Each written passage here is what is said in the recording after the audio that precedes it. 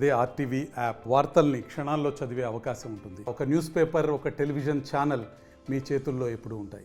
మొన్నటి వరకు ఇసుక కొనాలంటే సామాన్యులకు చుక్కలు కనబడేవి.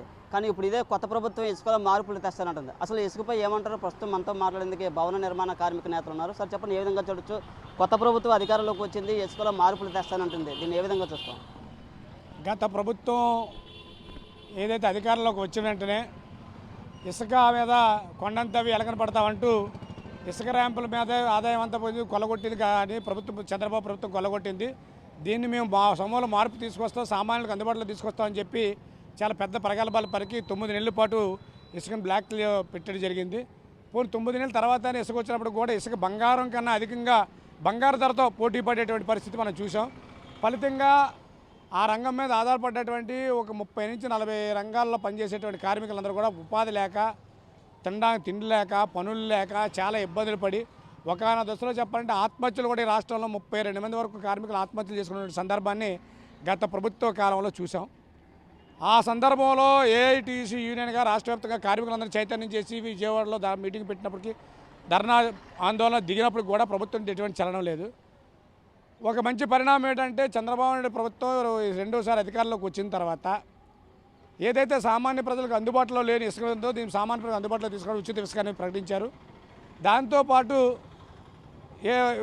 దానికి అదనపు ఛార్జీల కన్నా ఓన్లీ లోడింగ్ ఛార్జీసు, అలాగే ట్రాన్స్పోర్ట్ ఛార్జీసు మనం ఎవరైతే కొనుగోలుదారుడు ఉన్నాడో, వినియోగదారుడు ఉంటాడో వినియోగదారుడే చెల్లించుకునే విధంగా వారికి అవకాశం కల్పించడం అనేది మంచి పరిణామం. ఇసుక అనేది సహజ వనరు, దానికి ఎవరు ఓనర్ కానీ ఉత్పత్తి చేసేటువంటి పెట్టుబడి పెట్టేది ఏమి ఉండదు.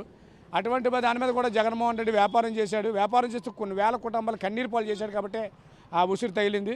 ఆ ఉసురు తగిలి ఇవాళ జగన్మోహన్ రెడ్డి ప్రభుత్వం పాతాళలోకానికి పోయింది జరిగింది. కానీ ఈరోజు ఉన్న పరిస్థితుల్లో చంద్రబాబు నాయుడు గారు తీసుకునే నిర్ణయాన్ని కార్మికులందరూ రచిస్తున్నారు. ప్రజలు కూడా ఇసుక అందుబాటులో రావడంతో ప్రజలు రచిస్తున్నారు. ఇప్పుడున్న ప్రభుత్వం కూడా మరింత మెరుగైన సేవలను అందించడంతో పాటు కన్స్ట్రక్షన్ రంగంలో ఉన్నటువంటి కార్మికులు ఎవరైతే ఉన్నారో ఆ కార్మికులందరికీ ప్రభుత్వ ఖజానాకి చిల్లు పడకుండా వారి ప్రయోజనాల కోసం వారి కోసం రూపొందించిన సంక్షేమ చట్టం ఏదంతో సెస్ ఉందో తద్వారా వచ్చేటువంటి నిధుల ద్వారా సెస్ ద్వారా వచ్చేటువంటి దాంతో ఆ కార్మికులు ఆదుకోవడం కోసం ప్రభుత్వం అంటే చర్యలు చేపట్టాలి. గత ఎన్నికల ముందు మేనిఫెస్టోలో పెట్టారు, చంద్రబాబు నాయుడు పెట్టాడు, అలాగే నారా లోకేష్ గారు కానీ పవన్ కళ్యాణ్ గారు కానీ మొదటి నుండి భవన నిర్మాణ కార్మికులు సంక్షేమం మా పాత్ర కీలకమైన పాత్ర పోషిస్తామని, వారి సంక్షేమం కట్టుబడి ఉంటామని చాలా సందర్భాలు చెప్పున్నారు. అది నమ్మే ప్రజలు కార్మికులందరూ కూడా ఏకదాటిగా రాష్ట్రంలో 50 లక్షల మంది కార్మికులు పరోక్షంగా 1 కోటి మంది పైన ఉన్నటువంటి ఆ కార్మికులందరూ కూడా ఇవాళ కుటుంబకి ఓట్లు వేశారన్నది వాస్తవం. దీన్ని ఎవరూ కాదనలేరు.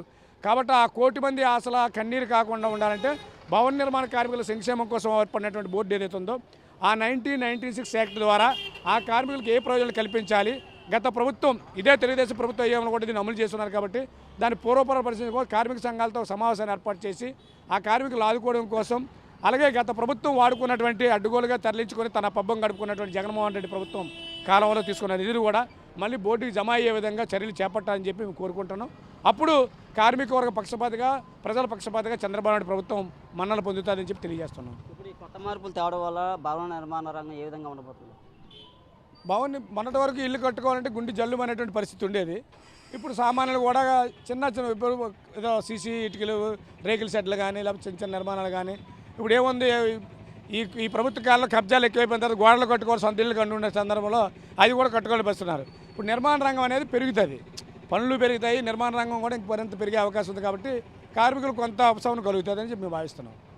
ఈ విశాఖపై ఏ విధంగా ప్రభావం చేస్తుంది? విశాఖపట్నం ప్రభావం అంటే విశాఖపట్నానికి ఓన్లీ విశాఖపట్నమే కాదు, విశాఖపట్నానికి శ్రీకాకుళం, విజయనగరం ఇటువంటి ప్రాంతాల నుంచి బాగా వలస వచ్చేటువంటి కార్మికులు, వలస కార్మికులు ఎక్కువ, మైగ్రేషన్ లేబర్ ఎక్కువ ఉన్నారు.